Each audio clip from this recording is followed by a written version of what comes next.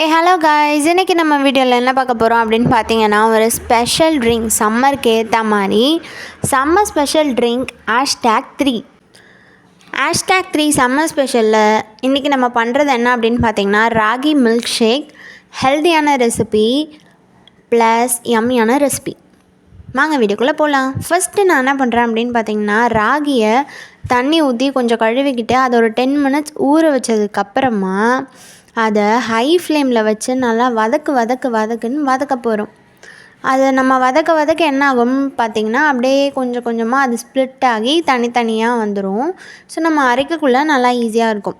இப்போ அதை நல்லா இது பண்ணதுக்கப்புறமா வதக்கினதுக்கப்புறமா ஃப்ளேம் ஆஃப் பண்ணிட்டு மிக்ஸி ஜாரில் அதை போட்டுட்டு அது கூட கொஞ்சோண்டு டெசிகேட்டட் கோகோனட் போட்டுட்டு அதுக்கப்புறம் அதில் ஒரு 10 பாதாம் போட்டுட்டு அப்புறம் 3 ஏலக்காய் போட்டுட்டு சர்க்கரைக்கு பதிலாக நம்ம வெல்லம் சேர்த்து தண்ணி ஊற்றி அதை அரைக்கணும்.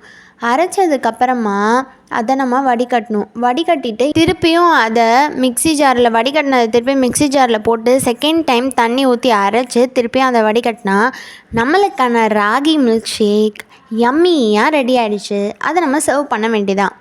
இப்போ பார்த்திங்கன்னா ரெடி ஆகிடுச்சு. இப்போ நம்ம அதை ஊற்றி அழகாக சர்வ் பண்ணலாம். ராகி மில்க் ஷேக் பார்த்திங்கன்னா ரொம்ப ஹெல்த்தியான ரெசிபி.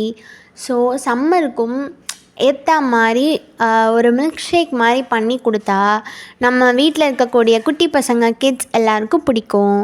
ஸோ இப்போ நம்ம இதில் பாதாமை கொஞ்சம் போட்டுட்டு அப்படியே கொஞ்சம் நேரம் ஃப்ரிட்ஜில் வச்சுட்டு அப்படியே அதை சர்வ் பண்ணி கொஞ்சம் நல்லா ஜில்லுன்னு குடித்தா செம்மையாக இருக்கும். நீங்களும் இந்த ரெசிபியை ட்ரை பண்ணி பாருங்கள்.